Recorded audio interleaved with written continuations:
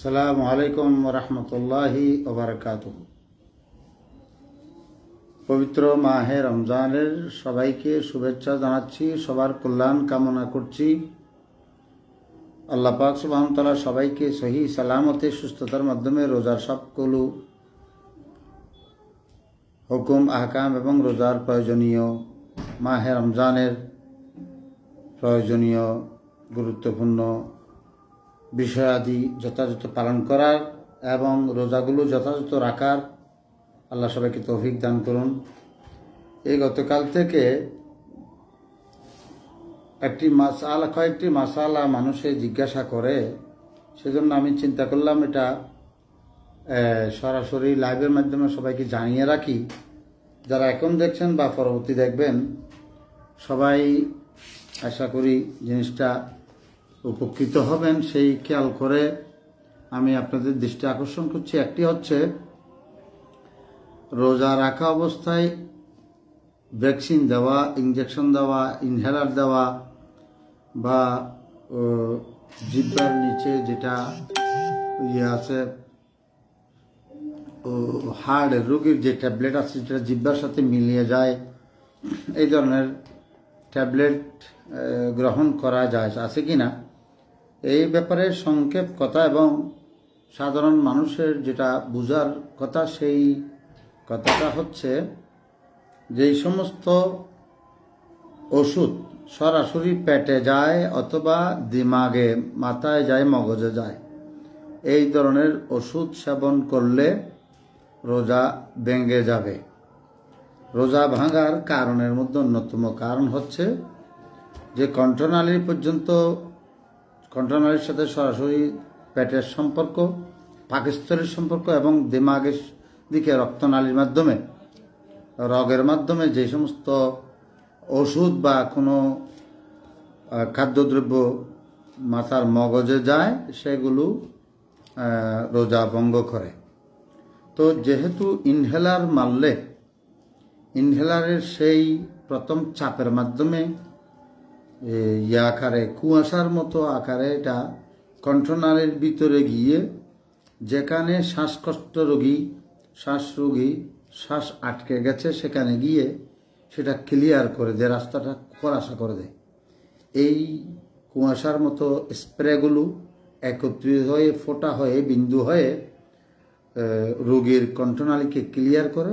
সেই কারণে ইনহেলার দিলে রোজা ভাঙবে। এভাবে ইনজেকশন দিলে, ডায়রিয়া রোগীকে ইনজেকশন দেওয়া হয় বা যে কোনো ইনজেকশন রোগীকে ইনজেকশন দিলে রোজা ভাঙে, কারণ সেটা সরাসরি রক্তনালীর মাধ্যমে মাথাতে এবং পাকস্থলীতে পৌঁছে যায়। আর মাথার সাথে শরীরের সব স্থানের সাথে সম্পর্ক রগের মাধ্যমে, রক্তনালীর মাধ্যমে। সেখানে যেটা রক্তনালীর সাথে সরাসরি যুক্ত, সেগুলো রোজা ভাঙবে। তবে যেই সমস্ত অনেকে ওই ইনসুলিনের ব্যাপারে একটা কথা আছে, যে ইনসুলিন সরাসরি রগের মধ্যেও মারা হয় না, সরাসরি পাকস্থলীতে পৌঁছে সেরকম ইয়া হয় না। সেই কারণে ইনসুলিন এটা আধুনিক একটা ডাক্তারিদের উদ্ভাবনা। সেটা প্রত্যেক ডাক্তার একমত যে সেটা সরাসরি পাকস্থলী এবং মাথায় মগজে পৌঁছে না বলে এই ইনসুলিনের মাধ্যমে রোজা ভাঙবে, এ ব্যাপারে সব ওলামা একরাম একমত নন।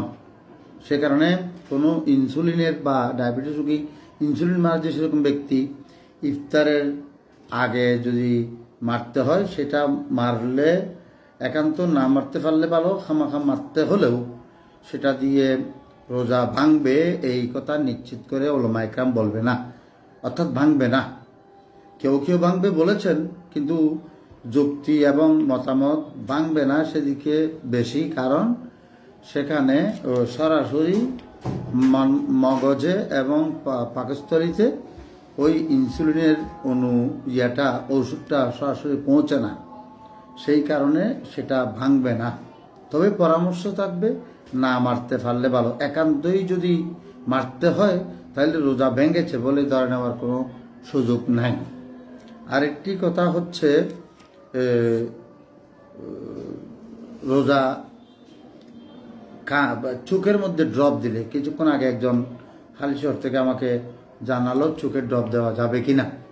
তার উত্তরেও আমি আরজ করব যে চোখের সাথে সরাসরি নাক কান গলার সাথে যেভাবে কণ্ঠনালীর সম্পর্ক, ঠিক সেভাবে চোখের সাথে সরাসরি কণ্ঠনালীর সম্পর্ক নাই। সেই কারণে চোখের মধ্যে ড্রপ দিলে সে ব্যাপারেও উলামা ইকরামের দ্বিমত আছে। চোখের সাথে সরাসরি কণ্ঠনালীর যোগাযোগ নাই, ও ডাক্তাররা সে ব্যাপারে দুই কথা বলছে। কেউ কেউ বলছেন আছে, ঘুরিয়ে ফিরিয়ে আছে। তবে কানের সাথে নাকের সাথে কণ্ঠনালীর যেভাবে সরাসরি সম্পর্ক, সেরকম সরাসরি সম্পর্ক চোখের সাথে নাই। সেখানে চোখের ড্রপ দিলেও রোজা ভাঙবে বলে নিশ্চিত বলা যায় না, অর্থাৎ ভাঙবে না। এরপরে চোখের মধ্যে বা এই নাক খানের মধ্যে অয়েন্টমেন্ট জাতীয় কোনো ওষুধ দিলে সে ব্যাপারে অয়েন্টমেন্ট ওষুধ দিলে চোখের মধ্যেও, মগজের মধ্যেও, মাথার মধ্যেও কোনো আঘাতের মধ্যে অয়েন্টমেন্ট দিলে সেই আঘাতের কারণে রোজা, সেই অয়েন্টমেন্টের কারণে রোজা ভাঙবে না, এটা নিশ্চিত। তারপরে অনেকে দিনভর থুতু ফেলে, সেই থুতুর কারণ অনেকে মনে করে থুতু গলায় চলে গেলে রোজা ভাঙে মনে হয়। মূলত থুতু অনিচ্ছাকৃত, যে থুতু মুখের মধ্যে থাকে সেই থুতুগুলো কণ্ঠনালীর নিচে চলে গেলে কোনো রোজার ক্ষতি হয় না। তবে ইচ্ছাকৃত থুতু জমিয়ে যদি নিজে ইচ্ছে করে গিলে ফেলা হয় তখন রোজার ক্ষতি হয়, এটাও মনে রাখার দরকার রয়েছে। এ ব্যাপারে আমার দর্শক শ্রোতারা যদি কোন ধরনের মাসআলা জানার ব্যাপার থাকে, আপনারা আমার ইনবক্সে অথবা কমেন্ট বক্সে অথবা আমার হোয়াটসঅ্যাপে আপনারা লিখে দিলে আমি ইনশাল্লাহ পরবর্তীতে সেখানে আমি এটার উত্তর দেওয়ার খেয়াল আশা রাখছি। এখানে একটা প্রশ্ন আসছে, ছোট্ট মসজিদ, এখানে সর্বোচ্চ 7 কাতার মুসল্লি হয়, এমন মসজিদে কি সাউন্ড বক্সে নামাজ পড়া উত্তম হবে? কথাটা হচ্ছে সাউন্ড বক্স বা এগুলো কোরআন তেলাওয়াতের শোনার একটা সুযোগ সৃষ্টি হয় আধুনিক বিজ্ঞানের মাধ্যমে। নইলে নামাজের মধ্যে মাইক, সাউন্ড বক্স এগুলো ব্যবহার না করে নামাজ পড়াটা তকওয়া অনুসারে, তকওয়ার অনুকূল, ওটা তকওয়ার খেলাফ। সাউন্ড শব্দ দূষণ সৃষ্টি করা অথবা কোনো মাইকের মাধ্যমে শব্দ পৌঁছানো, এতটুকু শরীয়তে বাধ্যবাধকতা করে নাই। তবে সাউন্ড সিস্টেমের মাধ্যমে আমরা কোরআন তেলাওয়াত শুনলে অনেক দূরের মুসল্লিদেরকেও শোনাতে পারি। এতে করে অনেক দূরের মুসল্লি কোরআন শরীফ শোনার একটা লজ্জত, এটা আকর্ষণ সেটা হাসিল করে। সুতরাং এটাকে ডাইরেক্ট না করে এটা থেকে কৌশলে পরহেজ করাটার পরামর্শ থাকবে। তবে কোনো কানে বা হারাম শরীফ সহ সারা পৃথিবীতে মাইক, সাউন্ড বক্স এগুলো ব্যবহার হচ্ছে, এগুলো দ্বারা নামাজ পড়লে নামাজের কোনো ক্ষতি হয় না। তবে যেখানে মাইক প্রয়োজন নাই, মাইক ছাড়া ইমাম সাহেব নামাজ পড়ালে পিছনে অন্তত 2 কাতার, 3 কাতার, 4 কাতার অবাধে আওয়াজ শোনাতে পারে। তো 2-3 কাতার মুসল্লি অবস্থায় মাইক ব্যবহার না করার অনুরোধ বা পরামর্শ সবার প্রতি থাকবে। কিন্তু মানুষ যখন বেশি হয়, 2 তালা 3 তালা হয়, 10-15 কাতার হয়, সেখানে ইমাম কেরাত শোনানো তো দূরের কথা, তকবীরও শোনাতে পারবে না। সেখানে মাইক থাকার সাপেক্ষে মাইক সাউন্ড বক্স ব্যাকআপ ব্যবহার করাতে কোনো অসুবিধা আছে বলে আমরা ওলামা একরামরা মনে করেন না। তাছাড়া মাইক বিরোধী একটা চক্র আমাদের চট্টগ্রামে, দক্ষিণ চট্টগ্রামে রয়েছে। তারা মাইককে শিরক আকবর বলছে। এটা হচ্ছে ওরা অজানাবশত শুধু তিলকে তাল করে বাড়াবাড়ি করে মাইককে শিরিক বলার, হারাম বলার, মাকরুহ তাহরিমে বলার কোনো শরঈ দলিল তাদের কাছে নাই। তারা এই কিয়াসের উপর ভিত্তি করে শুধু মাইককে তারা নাজায়েজ বলতে পারতো বা মাকরুহ তানজিহি বলতে পারতো, হালকা মাকরুহ বলতে পারতো, কিন্তু তারা সেটা না করে একেবারে সিরিয়াসলি ব্যবহার করে ফেলে, উল্টাপাল্টা কথা বলে। এটা আমরা তাদের সাথে একমত নই। তারপরে এখানে ফাতোয়া সংক্রান্ত অনেক কথা আসছে, যে ওই চোখের মধ্যে দিলে ফতোয়ায়ে আলমগীরের মধ্যে আসছে লাউ আকাতারা শাইয়্যান মিনাদ দাওয়া ফি আইনিহি লা ইয়াফসুদ সাওমুহু, যে কোনো ব্যক্তি চোখের মধ্যে ড্রপ দিলে তার হবে না, রোজা নষ্ট হবে না। ইনদানা, আমরা হানাফি মাযহাব। ওয়াইন ওয়াজাদা তা'মাহু ফি খালকিহি, যদিও বা চোখের ড্রপের কিছুটা অনুভূতি তার কন্ট্রোলের মধ্যেও যদি সে অনুভূত হয়, তারপরেও সেটা দ্বারা রোজা করতে হবে না। ওয়াইজা বাজাকা ফারা আসরাল কোহল, হ্যাঁ, এবং সে যদি থুতু নিক্ষেপ করে, সেখানে দেখে যে ওই চোখের মধ্যে ইয়া দিয়েছেন সুরমা, এই সুরমার কিছু তাসির বা পরমাণু সুরমার কিছু রং কালার যদি তার থুতুর মধ্যেও চলে আসে, তখনও তার জন্য চোখের ড্রপে কোনো অসুবিধা হবে না। এটাই ফতোয়ায়ে আলমগীরি, ফতোয়ায়ে জাহিরিয়া, এই সমস্ত ফতোয়ার মধ্যে এসেছে। এভাবে চোখের সুরমা দেওয়া এবং মাথার মধ্যে ডুবু ডুবু তেল দেওয়া, এই সমস্ত কারণে রোজার কোনো ক্ষতি হয় না। তারপরে এই ধরনের আরও মশালা, বিশেষ করে প্রস্রাবের রাস্তার মধ্যে কোনো ব্যক্তি ওষুধ দিলে এ ব্যাপারেও রোজা ভাঙবে না বলেছে, কারণ প্রস্রাবের রাস্তার সাথে সরাসরি পাকস্থলীর সম্পর্ক নাই। তবে মহিলা তাহার প্রস্রাবের রাস্তায় যদি তরল বা ড্রপ জাতীয় ওষুধ দেয়, তখন সেখানে রোজা ভাঙবে বলে অধিকাংশ উলামায়ে কেরাম মন্তব্য করেছেন। কারণ পুরুষের লজ্জাস্থান এবং মহিলার লজ্জাস্থান হুকুম হিসেবে দুই হুকুম আছে, সেটা বিস্তারিত উলামায়ে কেরাম আলোচনা করবেন। তারাবি নামাজের টাইম হচ্ছে, সেই কারণে আর কোনো কারো প্রশ্ন যদি থাকতো আমরা আলোচনা করতাম। এখন নফল নামাজ জামাতে পড়াটা কি মাকরুহ, একজন আমাদের হাসান জালালি জানতে চেয়েছেন। তো নফল নামাজ জামাতে পড়া কোনো মাকরুহ নেই। নফল নামাজ জামাতে পড়ার আলাদা একটা বাবও আছে বুখারী শরীফের মধ্যে, এবং বিভিন্ন স্থানে নফল নামাজ জামাতে আল্লাহ রাসূল পড়েছেন, সেরকম কথাবার্তা আছে। আর দেখতে পাচ্ছি একজন ব্যক্তি প্রশ্ন করেছেন যে ছোট্ট মসজিদে দাঁতের চিকিৎসা নিতে পারবে কিনা। না, দাঁতের চিকিৎসা বলতে যে সমস্ত দাঁতের মধ্যে ড্রপ দিতে হয়, তরল ওষুধ দিতে হয়, সেই ধরনের ওষুধ যেটা তরল হয়ে কন্ট্রোল নিতে যাওয়ার সম্ভাবনা রয়েছে, সেই ধরনের চিকিৎসা করা, দাঁতের চিকিৎসা করা যাবে না। এরপরে আরেকজনে লিখেছেন যে নাকের বা কানের ড্রপ যার সমস্যা হবে কিনা। ইনশাল্লাহ সে আলোচনাটা করে ফেলেছি। চোখের ড্রপ দেওয়া যাবে কিনা আমাদের হাসান রাজা জিজ্ঞেস করেছেন। হ্যাঁ, চোখের ড্রপ দেওয়া যাবে বলেছিলাম। তারপর আরেকজনে মোহাম্মদ নিজামুদ্দিন প্রশ্ন করেছেন, কি যেন প্রশ্ন করেছেন, চলে গেছে। নিজামুদ্দিন প্রশ্ন করেছেন, আবুল কালাম মিয়া প্রশ্ন করেছেন, আর বিভিন্ন জনের প্রশ্ন করেছেন। আমার মনে হয় সবগুলো জমা করে আমি আবার, এখন যেহেতু নামাজের টাইম হয়ে যাচ্ছে দ্রুত, কারো যাক কোনো স্থানে 8টায়, কোনো স্থানে 8:15 জমাত হয়। একজন হচ্ছেন রোজা অবস্থায় যদি নাকের বা কানের ড্রপ দেয়, নাকের ড্রপ দেওয়া যাবে না, কানের ড্রপ দেওয়া যাবে।